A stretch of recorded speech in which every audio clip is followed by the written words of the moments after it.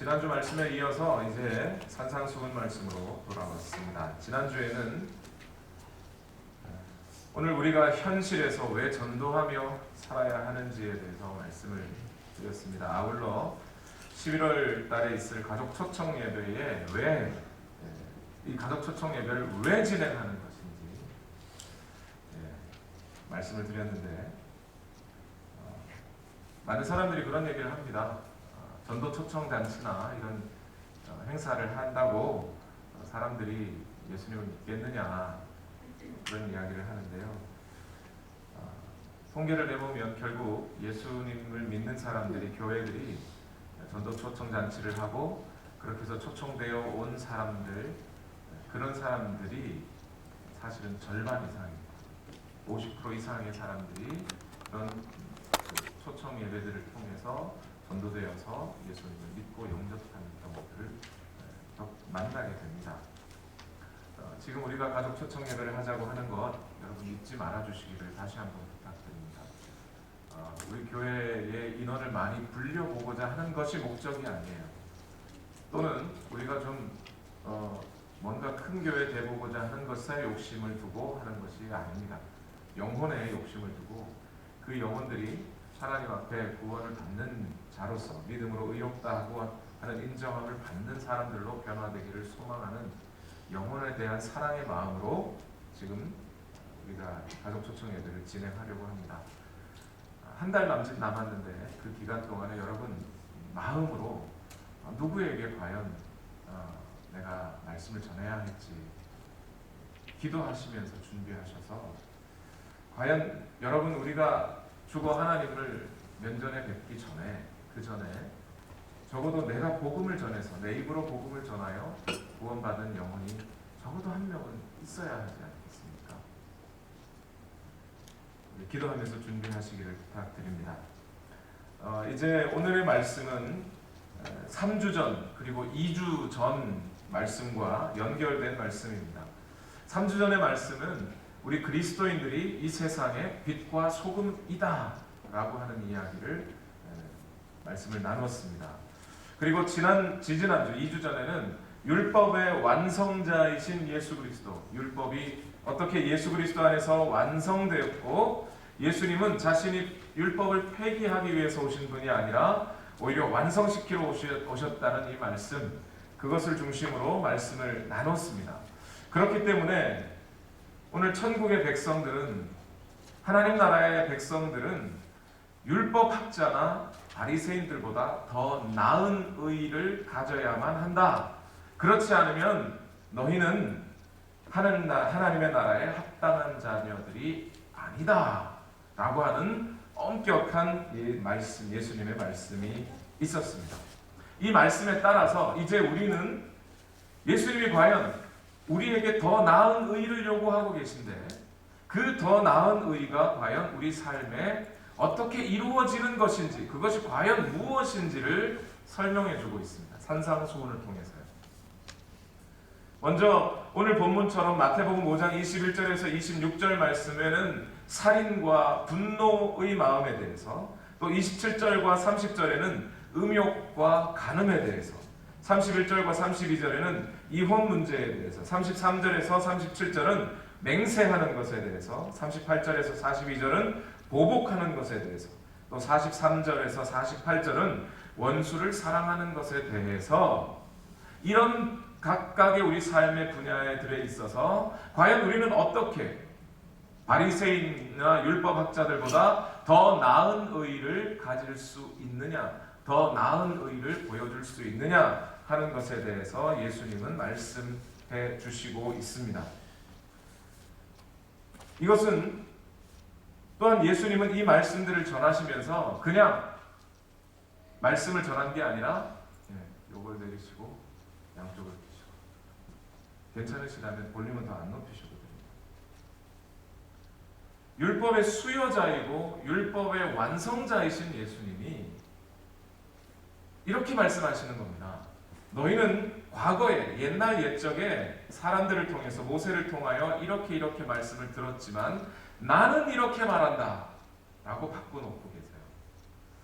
그것은 뭐냐면 예수님 자신이 이 지금 우리 산상수훈의 이 말씀들을 주실 때 모세가 준 율법보다 더 근본적이고 더 본질적이고 훨씬 더 권위 있는 예수님의 말씀으로 우리에게 전해주고 계시다는 거예요. 이제 앞으로 몇 시간 동안은 앞으로 몇 주 동안 이 말씀들을 나눌 것인데요. 저와 여러분이 함께 약속할 것이 있습니다. 바로 이런 이유 때문에 예수님께서 그냥 이 말씀들을 전해주신 게 아니고 나는 이렇게 말한다. 모세가 이렇게 말했다가 아니고 너희가 이렇게 배웠지 않느냐가 아니라 나는 이렇게 말한다. 지금 내가 말하는 이것이 내가 해석해내고 있는 이 율법에 대한 해석이 최종적이고 본질적이고 가장 권위 있는 해석이다 하는 말씀으로 우리에게 주시는 거예요. 율법 또한 하나님의 말씀인데 그 율법이 과연 오늘 우리의 삶에 어떻게 지켜질 수 있고 어떻게 이루어질 수 있는지 예수님 자신이 몸소 그 율법을 완성하시고 지켜내시고 그 다음 우리에게 이것을 이렇게 지켜내야 하는 것이라고 알려주고 계신 거예요. 그러므로 오늘 이 말씀 산상수훈의 말씀을 들을 때 저와 여러분이 들을 때 네 가지로 약속할 것이 있습니다. 첫 번째는 뭐냐면 오늘 산상수훈의 말씀을 내게 주시는 말씀으로 들으셔야 돼요. 나와 상관이 없는 말씀, 나의 구원과는 관계없는 말씀이 아니라는 얘기예요. 만약 이 말씀이 저와 여러분과 상관없는 말씀이라면 저와 여러분은 천국과도 상관없는 사람입니다. 그렇죠? 또한 이 말씀들은 다른 누구에게 주는 말씀도 아니고 나중에 지키면 될 말씀도 아니라 오늘 내가 지금 여기에서 지켜내야 할 말씀이라고 들으셔야 한다는 거예요. 두 번째로 이 말씀들을 들으실 때 나의 의를 드러내지 말고 들으셔야 돼요. 내 의를 주장하지 말고 들으셔야 돼요. 이미 율법에 관한 설명을 드릴 때 말씀드린 것과 같이 율법 또는 그 율법을 해석하고 적용하고 있는 이 예수님의 말씀은 나는 죄인이 아니야. 나는 이 말씀에서 잘못된 게 없어. 나는 죄인이 아니야 라고 판단하고 들으신다면 여러분은 역시 이 말씀과 상관없는 분들이 됩니다. 지금 예수님은 어떻게든 이 율법과 율법에 대한 해석의 말씀을 저와 여러분, 아니 인간 모두에게 적용하시고 죄인임을 인정하고 나오라고 하시는 말씀이에요. 그런데 나는 그 율법 또는 이 산상수훈의 말씀과 나는 관계없어 이래버리면 예수님께서 말씀하시던 것처럼 바리새인보다 더 나은 의를 취할 수 없게 됩니다. 바리새인들은 자기들이 율법을 다 지켜서 더 이상 나는 죄가 없다고 말했던 사람들입니다. 그 사람들에게 예수님은 단호하게 이 독사의 새끼들이라고 말을 하셨습니다. 그렇게 된다는 거죠. 세 번째로 이 말씀을 들으실 때 예수님을 닮으려는 마음으로 들으셔야 됩니다. 예수님의 말씀은 자기 자신의 율법을 이와 같이 지키셨으니 나를 따라 순종하라는 겁니다. 나를 따라오라는 거예요. 그래서 예수님의 모습을 닮아가라는 겁니다. 예수님의 모습은 닮지도 않고 예수님을 닮으려면 그 목적 없이 그냥 열심히 내가 이 말씀을 잘 지켜서 내가 그냥 생각하기에 옳은 바대로 내가 생각하기에 선한 대로 살면 되지 라고 생각하면 또 역시 이 말씀은 우리에게 구원을 줄 수 있는 말씀이 안 됩니다. 마지막으로 성령님을 의지하는 마음으로 들으셔야 합니다. 성령님이 주시는 감동을 받아들이라는 겁니다. 말씀의 영이신 성령님께서 여러분에게 말씀을 깨닫게 하시고 순종할 힘도 주시고 또 감당할 수 있는 힘도 주실 것입니다. 그러할 때 오늘 이 산상수훈의 말씀이 여러분의 삶에 과연 진정한 변화와 복을 허락하시게 될 거예요. 네, 이런 것이 없이 들으시면 결국 이 산상수훈은 그냥 좋은 말씀 정도로 끝나버리고 갑니다. 성철 스님이라고 하는 분 있죠? 7년 동안 면벽 수행을 하신 분이랍니다. 그래서 아주 전투와 같은 그런 수행을 통해서 성찰을 얻으신 분이 그래서 산은 산이요 물은 물이라고 하는 법어를 남기고 돌아가신 분이, 그 성철 스님도 산상수훈을 많이 읽으셨다. 그러나 그분은 예수님을 닮으려는 노력도 없었고, 노력이 아니죠. 예수님을 닮으려는 마음도 없었고, 성령님을 의지하는 마음도 없었습니다.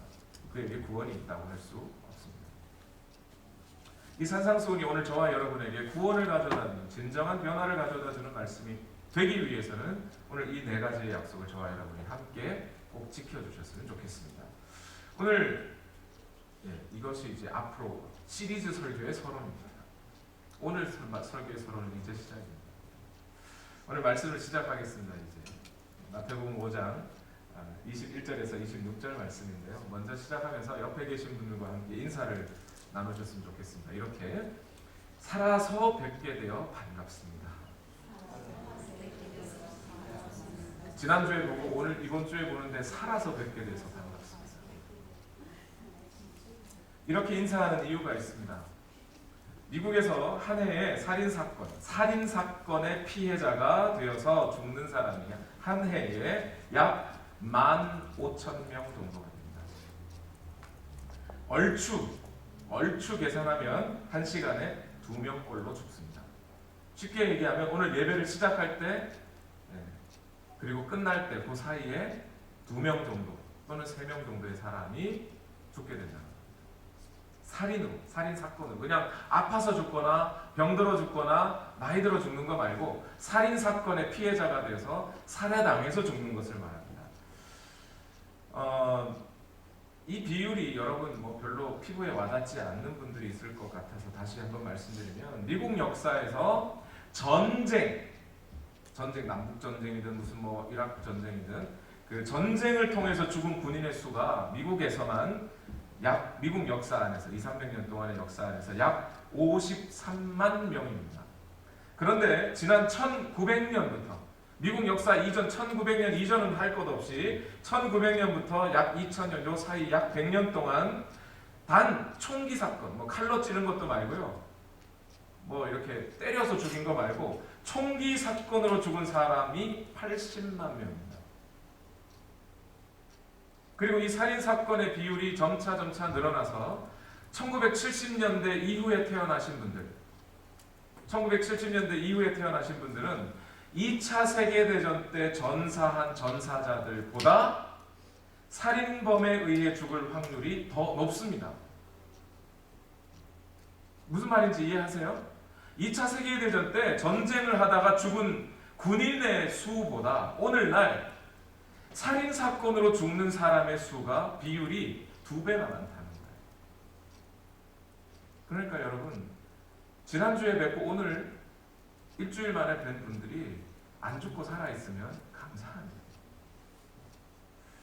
내 자식 속 썩인다고 아무리 여러분 마음속에 투정 부리더라도 살아있는 것에 감사할 수 있으시길 바랍니다.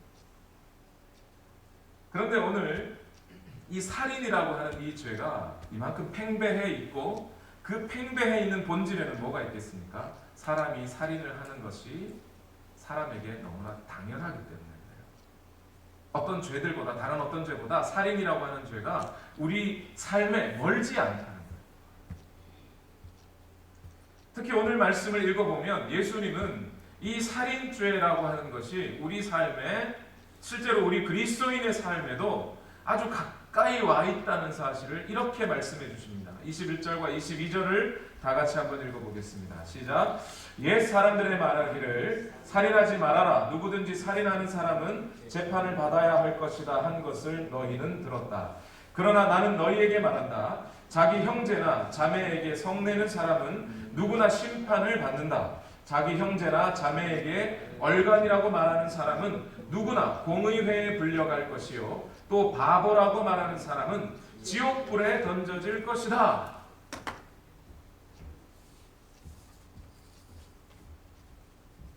여러분, 이 말씀을 읽으신 다음에 느낌이 어떠십니까?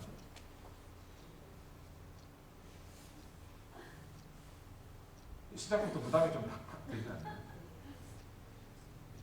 오늘 우리는 좀 굉장한 말씀을 만났습니다. 어떤 목사님은 이 말씀을 읽고 나서 다시는 이 구절들을 읽고 싶지 않아졌다고 말씀하시는 목사님도 있었어요. 설교 중에. 이 말씀이 자기 자신에게 얼마나 강력하게 들렸으면 목사라는 사람이 성경을 읽지 않고 싶어졌다고 할까요? 오늘 여러분 우리 자신에게 정직하게 한번 물어보십시다. 형제나 자매에게 성 내어 보신 분, 저런 얼간이 같은, 저런 바보 뭉텅구리,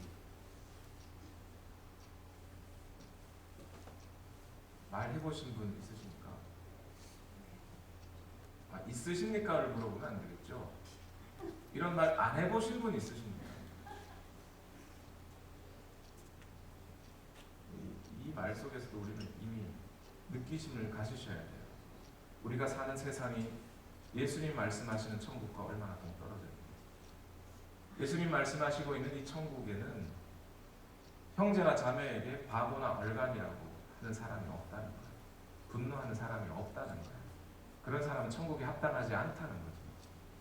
그런데 우리는 이미 여러분 속에 그냥 여러분 이거를 여러분의 양심을 가책을 주기 위해서 일부러 과장되게 말하는 게 아니라는 것을 여러분 아셔야죠. 예수님이 하신 말이에요. 이건 진리예요. 있는 그대로예요. 이 말씀 있는 그대로를 받아들이셔야 됩니다.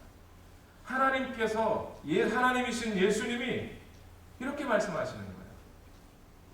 형제나 자매에게 분노하는 자마다 심판을 받게 될 것이다. 이 심판이 어떤 거예요? 요한복음 3장 16절에 여러분 기억하시나요? 요한복음 3장 16절에 어떻게 되어 있죠? 하나님이 세상을 이처럼 사랑하사 독생자를 주셨으니 이는 저를 믿는 자마다 멸망치 않고. 이어서 요한복음 3장 17절 말씀에 하나님의 아들이 독생자가 이 세상에 오신 것은 이 세상을 뭐 하려 함이 아니라 심판하려 하심이 아니라고 그랬어요. 그런데 오늘 예수님이 직접 손으로 직접 자신의 입으로 이렇게 말하는 거예요. 형제나 자매에게 분노하는 자마다 심판을 받을 것이다. 하나님의 아들이 이 땅에 오셔서 구원을 하러 오셨는데 그것은 사람들로 하여금 심판받지 않게 하려 함이라고 그랬어요. 하나님의 아들이 이 땅에 오셔야 할 만큼 심판받는 것은 아주 심각하고 중요하고 우리의 운명, 인간의 운명에 닥쳐진 현실인데 그 현실을 피하게 하기 위해서 하나님의 아들이 이 땅에 오셔야 할 만큼 심각한 게 하나님의 심판이라고. 그런데 오늘 예수님은 이렇게 말합니다. 형제나 자매에게 분노하는 자마다 심판을 받을 것이다. 얼간이라고 말하는 자마다, 미련한 놈이라고 말하는 자마다, 바보, 우리가 개역 개정판에서는 이걸 라가라고 배웠죠. 라카라는 헬라어입니다. 바보라고 말하는 자마다 지옥불에 떨어질 것이다. 이렇게 얘기하십니다. 예수님께서 이 말씀을 하실 때 예수님의 제자들과 어제부터 계속 아내가 말씀 간단하게 전하라. 너무 욕심 부리지 말고 간단하게 전하세요. 제가 이 자리에 서니까 욕심이 생기네요. 조금 길어질 것 같습니다. 여러분 각오하십시오. 예수님께서 이 말씀을 하실 때 그 자리에 있었던 예수님의 제자들과 다른 여러 청중들도 비슷한 경험을 했을 겁니다. 저와 여러분이 오늘 이 본문을 읽을 때 받는 경험. 읽고 맞아, 욕하면 안 되지. 이거 말고요. 대체 사람 형제자매에게 분노하는 게 과연 어떠하길래 형제자매에게 분노하는 자마다, 화를 내고 성내는 자마다 뭐라고요? 지옥은 나중에 나오죠.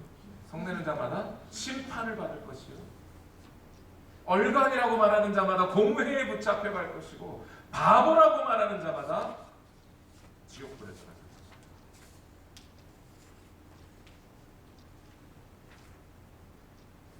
예수님의 이 말씀을 듣고 있던 유대인들은 어떤 사람들이었냐면 율법의 명령에 익숙한 사람들입니다. 그래서 율법에 살인하지 말라고 하셨으므로 자기 자신은 살인을 하지 않았고, 그래서 적어도 자신은 지옥불에 떨어지지는 않을 사람들, 자기 자신은 천국에 들어가기에 합당한 사람들, 하나님의 백성이라고 일컬어지기에 합당한 사람들이라고 여겼을 겁니다. 그런데 예수님이 형제나 자매에게 성내는 사람은 이미 심판을 받은 자라고 말할 때, 이 말씀을 듣는 유대인들은 뭔가 방심하다가 한 대 얻어맞은 것 같지 않겠습니까? 자기 자신이 분을 내지 않은 사람이 없고, 이런 바보 같은 이라고 하는 말을 안 해본 적이 없어요. 그 사람들도. 율법 중에 형제에게 노하는 자마다 지옥불에 떨어진다는 율법이 없어요. 그런데 그렇게 분노한 사람들, 분노를 통해 분노의 말들을 쏟아낸 사람들, 쟤는 왜 저리 멍청해? 라고 말한 사람들마다 어떻게 된다고요? 지옥불에 떨어질 거라는 거예요. 제 얘기가 아니에요. 예수님의 말씀입니다. 이 말씀을 듣는 어떤 사람들, 예수님 당시에도 어떤 사람들은 예수님의 가르침에 대하여 그 권위를 의심하는 사람들이 있을 수 있었습니다. 정말 저 사람이 율법보다 위에 있는 사람이야? 저 사람이 율법을 이렇게 해석하도록 권위를 부여받은 사람이야? 하면서 예수님의 말씀을 그냥 도외시하는 사람들이 있을 수 있습니다. 또 어떤 사람들은 겁을 먹을 수도 있겠죠. 또 어떤 사람들은 예수님의 말씀을 그냥 무시하고 잊어버릴 수도 있습니다. 그러나 이것 하나만큼은 분명합니다. 예수님은 이 말씀을 분명히 권위 있는 하나님의 권위를 가지고 하신 말씀이라는 거예요. 겁주려고 하시는 말씀도 아니고, 무시하고 지나가도 될 말씀을 하는 것도 아니고, 한번 웃고 끝내도 될 말씀을 하시는 게 아니에요. 오늘 우리 인간들을 구원하러 오신 예수 그리스도가 과연 우리에게 진정한 구원을 주시기 위하여 하시는 말씀이에요. 그러니 이 말씀은 다른 어떤 사람들의 유권 해석보다 중요한 해석이에요. 오늘 우리도 그런 태도를 취할 수 있어요. 목사가 쓸데없이 긴 이야기를 하는 것으로, 잔소리하는 것으로 들을 수 있어요. 사람들이 그러잖아요. 누가 잔소리하고 귀찮은 얘기하면 야, 설교 좀 그만해. 얼마나 설교가 잔소리로 들렸으면 좋겠어요. 그렇죠? 그런데 오늘 저는 저 역시 이 시간 여러분과 제가 함께 들어야 할 말씀을 저 자신의 권위가 아니라 하나님의 권위로 여러분께 말씀드립니다. 예수님께서 너희의 의가 율법학자들과 바리새파 사람들의 의보다 낫지 않으면 너희는 하나님 나라에 들어가지 못할 것이다 라고 말씀하신 후에 곧장 하신 말씀이에요. 너희의 의가 율법학자들이나 바리새인들보다 더 나아야 한다. 그래야만 하늘나라에 갈 수 있다. 과연 너희의 의가 율법학자나 바리새인들보다 더 나은 의가 될 수 있으려면 어찌 해야 되느냐? 먼저 분노를 없애라는 거예요. 그 분노로 말미암아 살인을 하고 있으니, 그리고 그 살인이라는 일이 온 세상 사람들 삶에 완전히 편만해 있어버리니, 단순히 예수님은, 하나님의 말씀은, 율법은 살인하지 말라라고 했지만, 이 살인이라고 하는 것은 사람의 본질인 분노에서부터 왔으므로 본질적인 문제인 분노를 해결하지 않고서는 너희의 의가 율법학자들이나 바리새파 사람들의 의보다 낫지 않을 것이요 또한 천국에 이를 수도 없다라고 얘기하는 겁니다. 단정되게. 아주 간단하게 생각해 보십시오. 여러분, 천국에는 분노하고 미워하고 다투는 사람이 있을까요? 없을까요? 없어요. 근데 나는 분노하고 미워하고 다퉈요. 저는 천국 사람입니까? 아닙니까? 아니에요. 간단한 거죠. 이것을 예수님이 다시 한번 확인하고. 그러면 여기서 말씀하시는 분노, 이것이 과연 뭘까요? 저는 헬라어 들먹이면서 설교 시간에 이 해석은 이런 거고 저런 해석은 이런 거고 해서 하나님의 말씀을 약화시킬 생각은 없습니다. 그러나 반드시 분명하고 정확하게 여러분에게 예수님의 말씀을 전달하고 싶습니다. 먼저 헬라어로는 헬라어로 분노에 해당하는 말이 두 가지가 있어요. 첫 번째는 두모스라는 단어가 있고 하나는 오르게라는 단어가 있습니다. 먼저 두모스라고 하는 이 단어는 어떤 단어냐면 화를 내긴 내는데 마치 낙엽이 활 불타오를 때 불타지고 낙엽이 그저 사그라지는 것처럼, 그 불이 사그라지는 것처럼 갑작스럽게 뜨겁게 화가 나는 것을 말합니다. 두모스라는 거예요. 어떤 인간의 기본적인 기질 같은 거. 사람들이 옆에서 자꾸 부추겨서 화내지 않는 사람이 없겠지요. 두 번째는 오르게라는 단어가 있는데, 이 오르게라는 단어는 어떤 사람에 대해 화를 내는데 화를 막 뜨겁게 바라는 게 아니라 나무 장작이 젖은 장작이 서서히 타고 서서히 마르듯이 마음속으로부터 천천히 화가 났다가 그 화가 오래 지속되는 것을 말합니다. 어떤 사람에 대해 화를 냈다면 마음에 담고 두고두고 쌓아가는 걸 말해요. 어떤 사람에 대한 또는 어떤 현상에 대한 분노가 증오로 발전되는 것을 그대로 내버려 두는 상태를 말하는 겁니다. 그러면 어떻게 되죠? 처음에는 아이들에게 우리가 교육할 때 그렇지 않습니까? 처음에는 아이들이 이뻐요, 좋아요. 그런데 말을 잘 안 들어요. 그러다 보니까 애들한테 하나씩 둘씩 뭐가 쌓여요? 증오가 쌓이기 시작합니다. 분노가 쌓여요. 처음에는 애가 잘못하면 좀 그러면 안 되지 이렇게 하고 정당하게 화를 낼 그 야단을 칩니다. 그런데 자꾸 그 죄들이 반복되면 어떻게 되죠? 마음에 화가 쌓이고 분노가 쌓여서 나중에는 이 멍청한 놈이라는 말이 나오게 되죠. 발 같은. 그래서 옛날에 우리 부모님들은 우리 자녀들을 야단칠 때 뭐라고 야단쳐요? 좀 망할 놈. 그런 망한 사람, 그런 얘기 듣고 망한 사람도 있고 흥한 사람도 있어요. 코 풀 때 흥해! 그래가지고 흥하게. 여러분 긴장하지 말고 들으시고. 긴장하시다 보면 졸려요.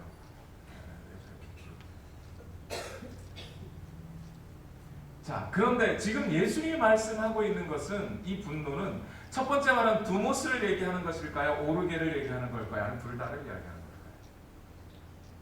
단어의 뜻에서 우리가 대충 살펴보았듯이 오르게에 가깝습니다. 그렇죠? 우리 마음속에 분노가 있고 그 분노를 통해 내 말로 그것을 표현내고 있는 것, 그것을 말해요. 그런데 예수님은 왜 분노가 살인이라고 말하는 걸까요? 한 목사님이 그렇게 말씀하시더군요. 살인은 현상이고 분노는 본질이다.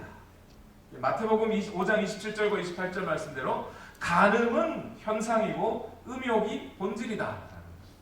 사람의 마음속에 있는 믿음이 본질이고 그 믿음이 겉으로 드러나기만 하면 그건 살인으로 드러난다는 거예요. 맞는 말인가요? 마음속에 있는 음욕이 본질이고 그것이 겉으로 드러나는 것이 간음이고 성추행이라는 거예요. 그러니 뭐부터 없애야 돼요?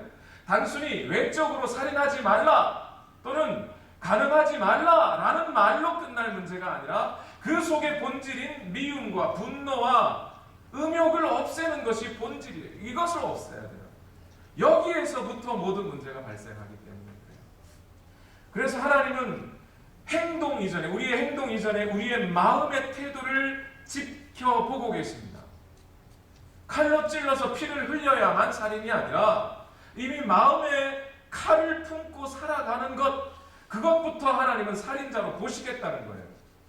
분명히 성경은 이렇게 말합니다. 역대상 28장 9절에 나의 아들 솔로몬아 너는 내 아버지의 하나님을 바로 알고 온전한 마음과 기쁜 마음으로 정성을 다하여 섬기도록 하여라. 주님께서는 모든 사람의 마음을 살피시고 모든 생각과 의도를 헤아리신다. 여러분 이 말이 율법적인 구약적인 얘기라고 그냥 겉으로만 잘하면 된다고 그렇게 끝내버리시겠습니까? 율법은 행동을 규제하고 복음은 마음을 규제한다는 말로 끝내버리시겠습니까? 아니요. 하나님의 율법은 이미 그 이전부터 우리의 마음에 관심이 있었어요. 사람들의 마음에 분노가 있는지 음욕이 있는지 그것부터 없애라는 거예요. 마음을 다하여 하나님께 섬기라고요. 뜻을 다하여 섬기라고요. 잠언 16장 2절 말씀에 똑같이 말씀합니다. 사람의 행위는 자기 눈에는 모두 깨끗하게 보이나 주님께서는 속마음을 꿰뚫어 보신다. 사람이란 자기 마음, 심지어 자기 행위 모든 것까지를 깨끗하게 합리화시키는 사람들이 다 그래요. 그러나 하나님께서는 그 속마음을 꿰뚫어 보시고 네가 네 스스로 이건 거룩한 분노라고 합리화시킨 것조차도 분노로 보시고 너를 살인자로 보시겠다는 거예요. 하나님, 내가 교회에서 이런 일을 하는데 저 사람이 저렇게 하는 것 잘못이라고 내가 그것에 대해서 화를 내면 그건 괜찮은 거 아닙니까? 아니라고요. 그것도 화낸 거라고요. 그것을 보시고 하나님은 살인자로 보겠다는 거예요. 내 자녀를 양육하기 위해서 내 자녀에게 분노하는 것, 그거는 정당한 거 아닙니까? 아니라는 거예요. 행동으로 살인하지 않아서 괜찮다고 할지 모르지만 마음에 남을 증오하는 감정이 있으면 하나님은 이미 살인자로 간주하시겠다는 겁니다. 이 말씀에 따라 우리 자신을 한번 다시 살펴봅시다. 나는 누굽니까? 살인자입니까? 아닙니까? 저와 여러분이 오늘 깨달으셔야 돼요. 아, 분노한다는 것이 이렇게 심각한 일이에요.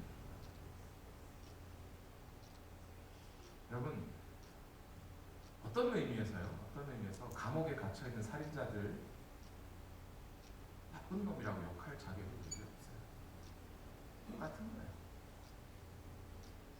어떤 의미에서 바람 피우고 다니는 남편들, 바람 피우는 아내들 욕할 거 없어요. 우리 마음으로 이미 가늠하였을지. 그러면 이 분노를 가진다는 것, 마음속에 분노를 가진다는 것이 우리 삶에 과연 어떤 영향을 미칠까요? 제일 먼저 세 가지 기억하셔야 됩니다. 분노하면 우리에게 어떤 영향을 미치냐면 제일 먼저 하나님과의 관계를 끊어버립니다. 마태복음 5장 23절과 24절 말씀을 한번 읽어보겠습니다. 다 같이 읽을까요? 시작. 그러므로 내가 제단에 제물을 드리려고 하다가 내 형제나 자매가 내게 어떤 원한을 품고 있다는 생각이 나거든 너는 그 제물을 제단 앞에 놓아두고 먼저 가서 내 형제나 자매와 화해하여라. 그런 다음에 돌아와서 제물을 드려라. 오늘 우리는 이 말씀, 마태복음 5장 23절과 24절 말씀은 여러분 교회 오시는 분들은 적어도 1년에 한두 번, 아니 여러분의 신앙생활 하시는 동안에 몇 번이나 들었을 거예요. 그리고 그 말씀들을 우리는 이미 다 이해하고 알고 있는 것으로 해석하고 본문의 말씀을 그냥 빨리 읽고 지나가시는 분들이 많으실 겁니다. 그런데 오늘 이 말씀을 우리는 조심스럽게 생각하고 이해하고 받아들여야 돼요. 우선 어떤 분들은 이 구절에 대해서 마음에 분노가 있거나 하면 예배가 잘 드려지지 않으니 마음의 분노부터 없애라는 말씀으로 받아들입니다. 예, 저는 그 말 자체는 옳다고 생각합니다. 그러나 이 본문이 말씀하고 있는 바하고는 조금 다릅니다. 무슨 얘기냐면 예배 시간 전에 화내면 안 됩니다. 왜냐하면 화라고 하는, 분노라고 하는 이 감정은 너무나 강력한 것이기 때문에 사람의 마음을 다 휘잡아 버립니다. 여러분, 화나고 성나 있을 때 교회 오시기 전에 아이들하고 야단치거나 부부싸움하고 나서 교회 와서 하나님 생각납니까? 아무 생각도 안 나요. 분노와 증오만 있어요. 하나님이 드러나질 않아요. 우리 속에 하나님이 찾아지지를 않아요. 그만큼 분노라고 하는 감정이 너무나 강력하기 때문에 예배를 드릴 때 분노한 상태에서 예배 드리면 하나님이 그 예배를 받으실 수도 없고 우리는 드릴 수도 없어요. 그건 맞아요. 맞는 얘기예요. 예배는 분명히 어떤 식으로든지 간에 영과 진리로 드려야 합니다. 마음의 분노와 미움, 화가 있어서 하나님께 집중할 수 없다면 그 예배는 실패로 끝나버리고 맙니다. 아무리 좋은 음악과 훌륭한 설교가 곁들여졌다 하더라도 당사자의 예배를 하나님이 받으실 수 없습니다. 졸으면서 집중 못해도 실패지만 미움과 시기와 분노로 마음이 가득 차도 예배는 실패합니다. 그런데 오늘 23절과 24절의 말씀은 꼭 그것만을 얘기하는 것이 아니라 더 깊은 의미가 담겨져 있어요. 자, 먼저 제단에 제물을 드리러 가다가라고 하는 이 말씀을 보세요. 여기서 말씀하는 이 제단에 제물을 드리러 가다가라는 이 말이 오늘날 우리가 말하는 이 예배와는 좀 다른 점이 있어요. 유대인들이 제단에 제물을 드리러 간다는 이 말 뜻은 뭡니까? 제물을 왜 드리는 거예요? 자기에게 죄가 있고 그래서 하나님과의 관계가 끊어졌고 그 하나님과의 관계를 회복하고 용서를 구하기 위하여 제물을 드리는 거죠. 그러니까 단순히 오늘 주일 예배 한번 드렸다, 참석했다 이 차원의 문제가 아니라 지금 예수님이 말하고 있는 것은 하나님과 내가 관계의 형성을 말하는 거예요. 하나님이 과연 나를 용서하실 만한 사람이냐를 말하는 거예요. 그리고 조금 더 나아가서 그 다음 구절에 내 형제나 자매가 내게 원한을 품은 것이 생각나거든 이렇게 말했어요. 내가 분노를 품은 게 문제가 아니고 내가 원한을 품은 게 문제가 아니고 내 형제나 내가 재단에 재물을 가진 하나님과 화목하기 위하여 하나님께 용서를 구하기 위하여 주님 앞에 나오는데 내 머릿속에 내 형제나 자매가 나에 대하여 원한을 품고 있는 것이 생각나거든 이 말이에요. 내가 분노한 거 말고요. 내가 분노해서 내가 썩나가지고 오늘 예배를 잘 못 드렸어. 화해를 했어야 되는데 이 문제가 아니라 나는 잘못이 없어요. 나는 내 생각에는 깨끗한 것 같아요. 나는 무슨 잘못이 여겨지지 않는데 내 형제 자매가 나에 대하여 원한을 품고 있는 것이 생각나거든 이 말이에요. 그가 왜 원한을 품었겠어요? 내가 그에게 분노한 적이 있어서 내가 그 분노의 말을 그에게 쏟아부은 적이 있어서 이 말이에요. 즉 내 죄가 발견된 거예요. 그럼 어떻게 하라는 거예요? 재물 거기다 놓고 재물 드린다고 하나님 안 받아줘요. 내가 다른 사람에게 분노하고 있으면서 내가 다른 사람에게 용서하지 못하는 말을 하고 있으면서 하나님께 용서를 구한다고 하나님 용서해 주겠느냐.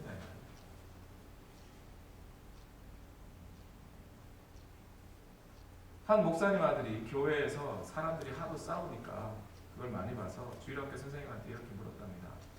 선생님, 싸워도 천국 가나요? 실은 현성이도 제 딸도 일전에 비슷한 질문을 한 적이 있어요. 아빠, 교회인데 왜 사람들은 그렇게 많이 화내고 싸울까요? 이렇게 물어본 적이 있어요. 여러분께 질문합니다. 여러분 싸워도 천국 갑니까? 여러분이 주일학교 교사라면 뭐라고 대답하시겠어요? 싸우면 천국 가나요? 예, 그냥 말 그대로 따라가면 싸우더라도 내가 아무리 큰 죄를 짓더라도 믿고 회개하면 천국 갑니다. 그렇죠? 말 그대로 따라가면. 그런데 분노하고 다투고 마음속에 그렇게 분노를 안고 다른 사람을 멸시하고 또 시기하고 질투하고 다투는 말을 하는 사람이 믿는 사람일 리가 없어요.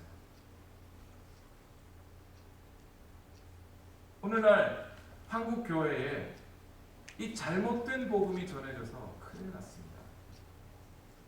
요즘 사람들이 다 뭐라고 그래요? 내가 다 죄가 있고 내가 잘못이 많고 포르노그래피를 보고 바람을 피우고 살인을 하더라도 내가 하나님 예수님 잘못했습니다 하면 다 천국 갈 거라고 봅니다.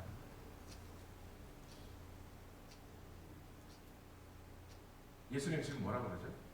그래도 천국 간다? 아니죠. 형제들어 나아가라 하는 자마다 지옥불 떨어진다고 얘기해서.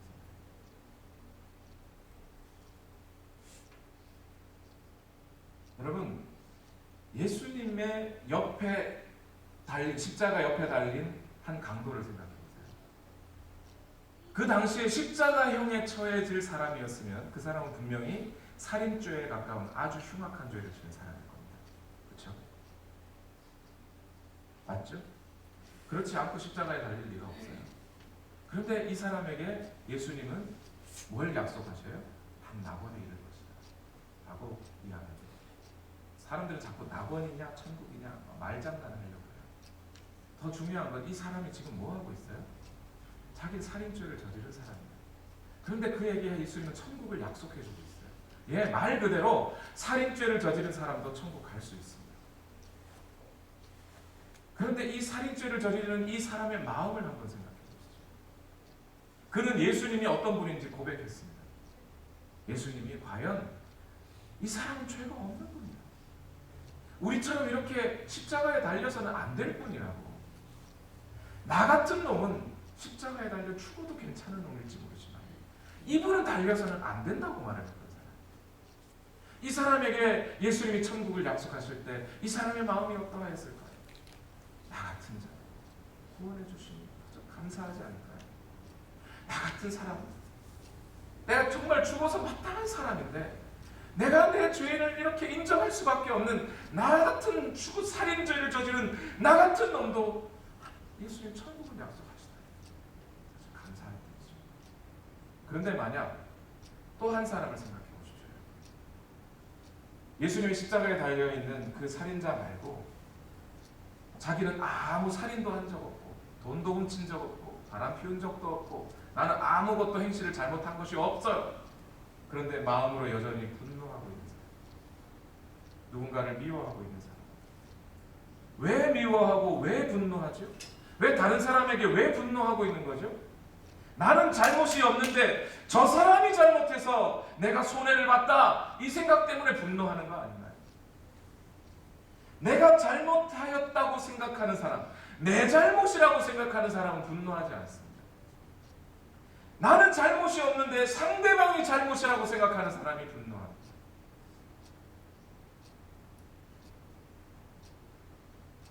그러면서 기도하는 거죠. 하나님, 내가 얼마 동안 참아줘야 되겠습니까? 하나님, 정말 힘드네요. 시어머니들이 며느리 보면서 화내는 거죠. 아들이 진짜 아까운데 제 죽이 아까워. 그래서 자기의 잘못은 전혀 인정하지 아니하고 제대로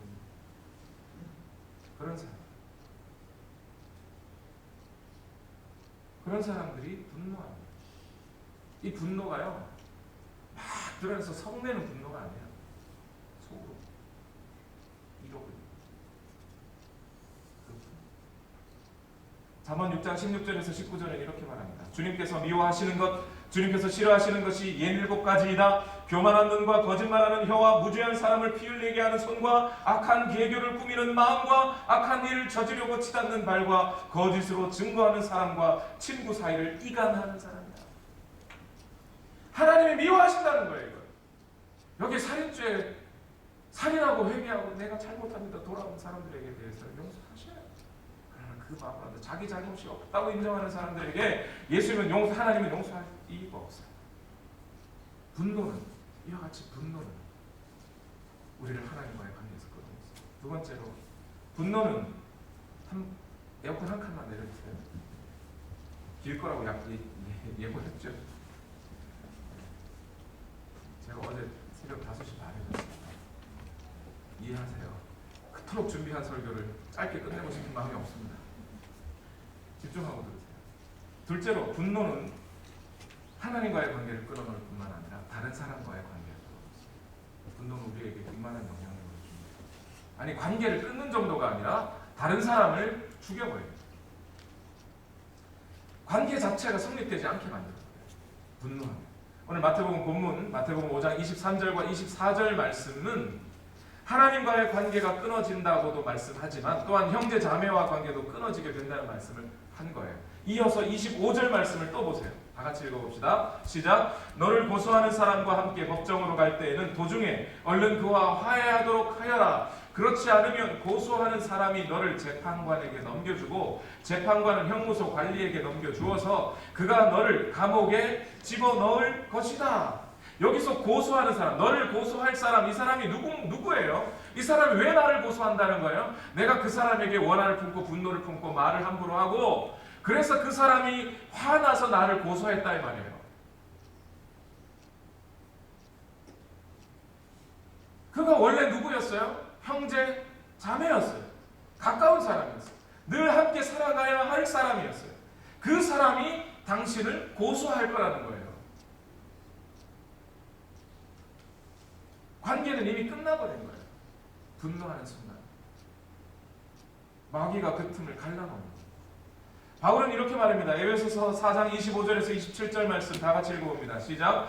그러므로 여러분은 거짓을 버리고 각각 자기 이웃과 더불어 참된 말을 하십시오. 우리는 서로 한 몸의 지체들입니다. 화를 내더라도 죄를 짓는 데까지 이르지 않도록 하십시오. 해가 지도록 노여움을 품고 있지 마십시오. 악마에게 틈을 주지 마십시오.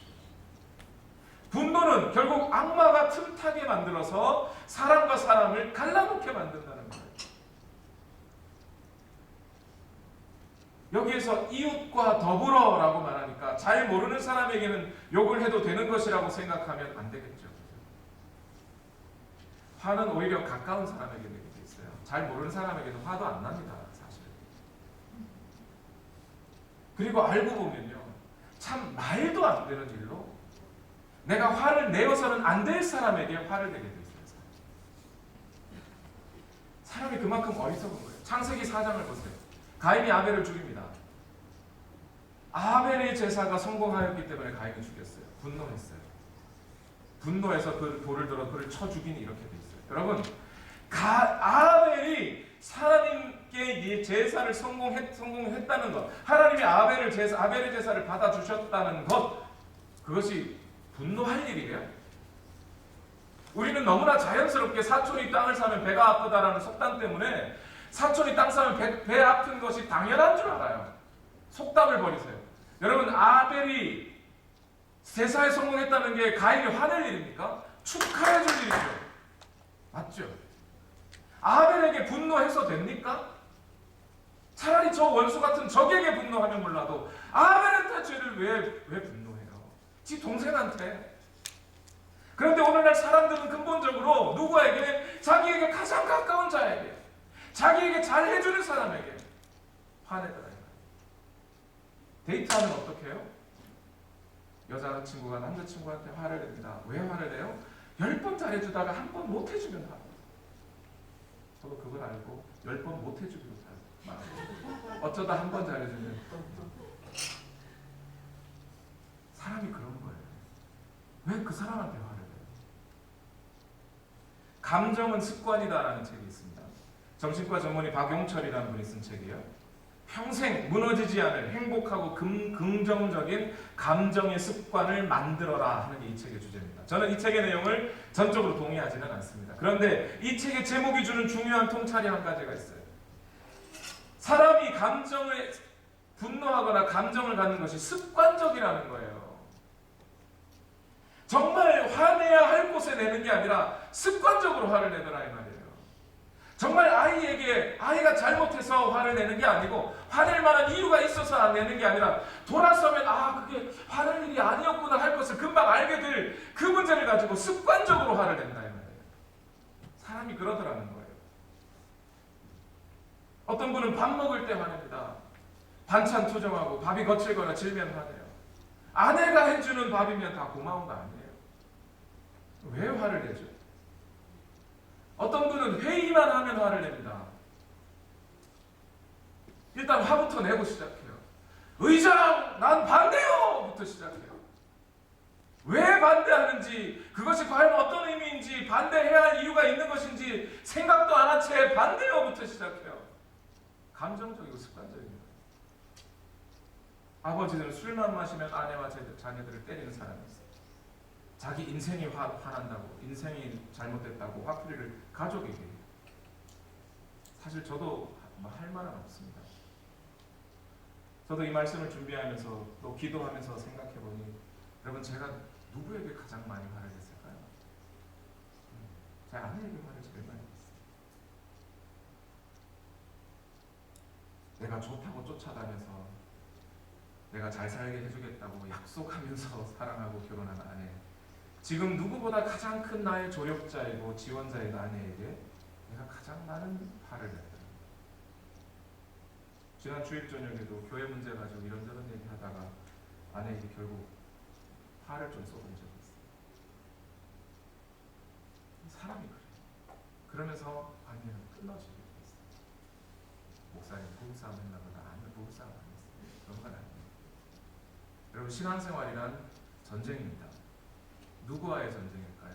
에베소서 6장 12절 말씀에 우리의 싸움은 인간을 적대자로 상대하는 것이 아니라 통치자들과 권세자들과 이 어두운 세계의 지배자들과 하늘에 있는 악한 영들을 상대로 하는 겁니다.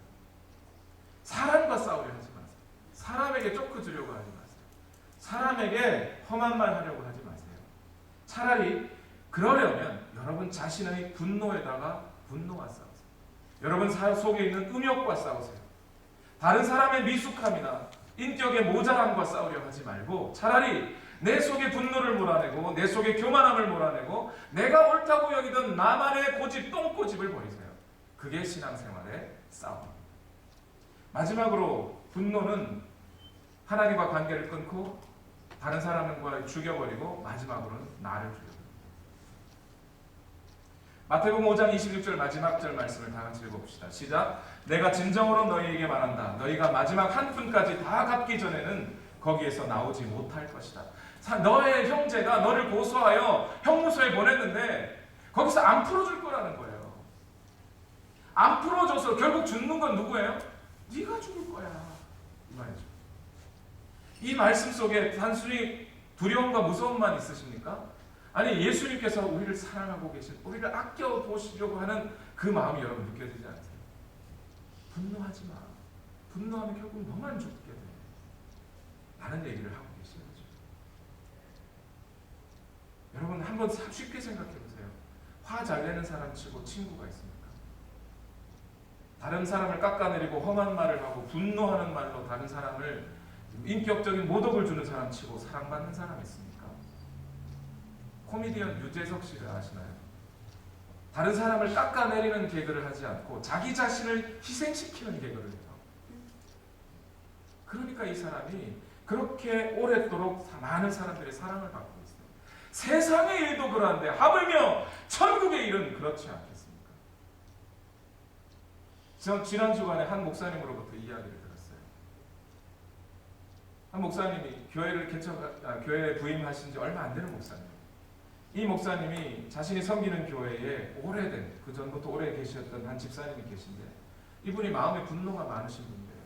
그런데 이 마음의 분노를 그냥 한번 화를 확 내고 끝내면, 그리고 뒤끝 없으면 모르겠는데 이번 주, 다음 주 이런 행사 저런 행사 있을 때마다 항상 목사님한테 와서 자기 분노를 표출하고 간다는 거예요. 목사님, 저 돌아다니는 것들이 이제 돌아다니는 것들 뭔지 새 가족이 오면 저 돌아다니는 것들 왜 저희들 데리고 뭐 하시려고 그러세요? 저 쓸데없는 것들. 누구보다 중식을 준비하면 그 사람들의 음식 솜씨를 타박하고 목사 흉 보면서 목사와 성도를 이간질하고 합니다. 분노를 사귈 수가 없어서 그 분노를 막 그렇게 말로 쏟아놓고 다녀요. 그게 한번 화로내고 끝내는 게 아니고, 물론 그것도 나쁜 거지만 계속 합니다. 매주 끊이지가 않아요. 이분의 말이 너무나 거칠고 악해서 그 교회에는 이 집사님과 이야기하고 대화해주는 사람이 딱 2명이고요. 목사님하고 사회봉사를 직업으로 하고 있는 자매 1명. 2명밖에 없어요. 다른 집사님, 다른 성도님들은 아무도 그 말을 들어주지 않아요. 목사님만 들어주시죠. 사모님도 두 손 두 발 들어주세요. 그런데 한 2주 전에 그 자매로부터, 그 집사님의 말을 들어주는 그 자매로부터 카톡이 왔대요. 카톡 메시지. 목사님, 저 더 이상 저도 어떻게든 들어드리려고 했는데 이제는 힘 붙여서 못하겠어요. 결국 목사님이 집사님 불렀다. 집사님의 말씀을 더 이상 들어줄 수가 없어요. 저뿐만 아니라 다른 분들도 다 그렇습니다. 저는 신학생 때 그런 소리를 들었거든요. 목사가 술 취한 술주정뱅이 아저씨 말을 한 5시간 들어줬더니 그 사람이 예수 믿고 구원받았더라. 저 이제 안 믿기로 했습니다. 끝이 안 나는 거예요. 분노가 해결이 되지 않으니까 끝이 안 나는 그런 악독한 말. 결국 이분 어떻게 됐을까요? 목사님이, 집사님이 그렇게 말하고 다니고 성도들이 다 압니다. 저도 압니다. 집사님이 저에게 욕을 하시면 집사님이 한 그 말이 돌아져도 알게 되고요. 다른 사람이 그 말을 듣고 결국 상처받고 힘들어집니다. 집사님 제발 그러지 마십시오. 마음의 분노를 사귀십시오. 예수님께 기도합시다. 라고 얘기했더니 그 다음날 전화를 들고 그 자매에게 전화해서 네가 내 욕했냐부터 해서 또 분노를 내기 시작합니다. 결국 그 집사님은 어떻게 됐을까요? 교회를 나가시게 됐어요. 그런데 자기가 그렇게 분노를 하고 다른 사람들에게 욕을 하고 다니고 했던 것 때문에 다른 교회도 못 가요. 결국 자신의 분노가 자기를 죽여버려요. 그렇지 않습니까? 그래서 잠언 21장 19절에 이런 말씀이 있습니다. 다투며 성내는 아내와 함께 사는 것보다 광야에서 혼자 사는 것이요. 여러분이 가진 분노, 그것은 여러분 자신을 해치는 결과를 초래합니다. 화병이라는 거 아시죠? 한국 사람에게는 어때요?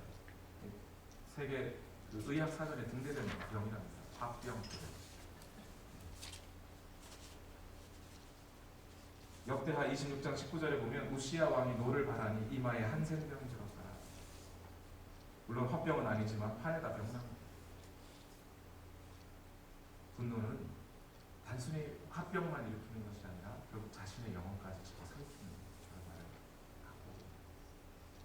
그러면 여러분, 이 마음속에 있는 분노를 어떻게 없애야 되겠습니까? 분노를 없애는 여러 가지 방법들이 있어요.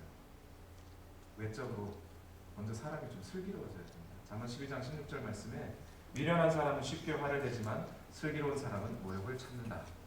인내하시면서 조금만 더 들어주십시오. 고하였습니다. 분을 내지 않는 것이 슬기로운 것이고 슬기로운 사람은 모욕을 참는다. 이런 뜻이죠. 그런 점에서 링컨은 우리에게 아주 슬기로운 방법 한 가지를 전해줬습니다. 화를 다스리는 슬기로운 방법. 자신에게 화나게 하는 부하에게 편지를 쓰라는 겁니다. 자기의 있는 감정 그대로를 다 쓰래요. 편지를 쓰라는 겁니다. 그러고 나서 편지를 한번 읽어보면 그놈이 죽일 놈 같이 여겨지는 거예요. 그럼 어떻게 하죠? 편지를 볼 필요 없어요. 그리고 다시 편지를 씁니다. 또 그 속에서 발견되는 대로 또 지우라는 거예요. 지우고 나중에 보면 결국 그 사람이 죽을 만큼 나쁜 짓을 한 사람은 아니라는 거예요. 여러분, 남편에게 분노하시는 분 말로 하지 말고 편지를 한번 써보십시오. 말과 글의 차이는 엄청나게 차이가 납니다. 사람이 마음이 급하면 마귀가 틈탄다고 하는데 저는 그런 말을 들었습니다. 마음이 급하면 마귀가 틈타는 게 아니라 급한 것 자체가 마귀입니다. 여러분, 급한 것 자체로는 분노를 꺾을 수가 없습니다. 그러나 무엇보다도 이 시간 여러분께 말씀드리기는 예수 그리스도의 보혈을 의지하는 마음을 가지셔야 합니다. 그러지 않고 근본적으로 우리 속에 분노가 사라지지 않습니다. 오늘 본문의 말씀은 분내지 말고 성내지 말라라는 말이에요. 그런데 여러분 한번 보세요. 신기한 게 한 가지가 있어요. 분명히 분내지 마라, 성내지 마라는 뜻의 말씀인 것 같은데 그 본문의 말씀 중에 직접적으로 화내지 마라, 성내지 마라, 분노하지 마라라는 명령어가 있나요? 없어요.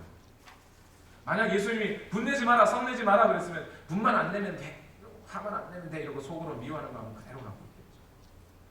사람이겠죠. 그럼 또 율법적으로밖에 지키지 못합니다. 예수님이 원리를 설명해 주십니다. 분내는 것은 하나님과의 관계를 끊고 사람과의 관계를 끊고 결국 나 자신을 죽게 만드는 것이니 그것을 이해한 너희여, 그럼에도 불구하고 분노를 피할 수 없는 너희여, 나에게 오라. 나를 의지해라. 예수 그리스도 보혈 앞에 나와라. 내가 너희에게 은혜를 베풀었다는 것을 기억해라. 너희가 십자가에 달려 죽을 수밖에 없는 너희를, 살인죄를 저질러 십자가에 박혀 죽을 수밖에 없는 너희의 인생을 대신하여 내가 죽어준 것을 기억하면 너희의 분노가 사라지지 않습니다. 주님의 용서와 사랑을 힘입지 않고 근본적으로 분을 참거나 없앨 수 없습니다. 데살로니가전서 15장 16절에서 18절 말씀이 이렇게 말합니다. 항상 기뻐하라, 쉬지 말고 기도하라, 범사에 감사하라. 이는 그리스도 예수 안에서 너희를 향하신 하나님의 뜻입니다. 하나님의 뜻은 우리가 기뻐하십니다. 하나님의 뜻은 오늘 우리가 범사에 감사하는 마음을 갖는 것이에요. 기도하며 성령님을 의지하고 예수 그리스도 앞에 우리 자신의 우리의 마음을 드리면서 그렇게 분노를 이겨내시는 여러분 되시기를 예수님의 이름으로 축원합니다. 기도하겠습니다. 살아계신 아버지 하나님, 오늘 이 시간 우리의 삶과 우리의 마음을 하나님께 올려드립니다. 주여, 우리를 기억하여 주셔서 오늘 이 말씀 따라 우리가 노력으로, 수양으로, 수련해서 분노를 이기려고 하는 것 아니고 오직 예수 그리스도의 그 살아계신 은혜와 십자가의 소망과 그 그 은혜를 기억하고 우리가 분노를 이겨내기를 원합니다. 나 같은 죄인이 없다는 것, 나만한 죄인이 없다는 것을 알면 어찌 주님 앞에 용서를 구하지 않겠습니까? 나만한 죄인이 없다는 것을 우리가 깨닫는다면 우리가 어찌 분노할 수 있겠습니까? 주여, 이 문제가 이토록 심각하고 이 세상의 제도를 고치는 것으로, 경찰 수를 늘리는 것으로 살인이 끝나지 않습니다. 그러나 오늘 우리 안에 예수 그리스도의 보혈과 은혜와 사랑이 있다면 우리에게 분노가 사라지고 또한 살인도 면하게 될 것을 믿습니다. 주여, 역사해 주시고 하나님의 은혜가 우리 가운데, 우리 삶에 항상 넘치게 하여 주시옵소서. 이제는 우리 구주 예수 그리스도의 무한하신 은혜와 하나님 아버지의 만극하신 사랑과 하나님의 교통하심이, 예수 그리스도의 보혈의 능력과 은혜로 분을 이기며 살아가기를 원하는 우리 모든 성도들의 삶 가운데 지금부터 영원토록 함께 이루옵시기를 예수님의 이름으로 간절히 축원하옵나이다. 아멘.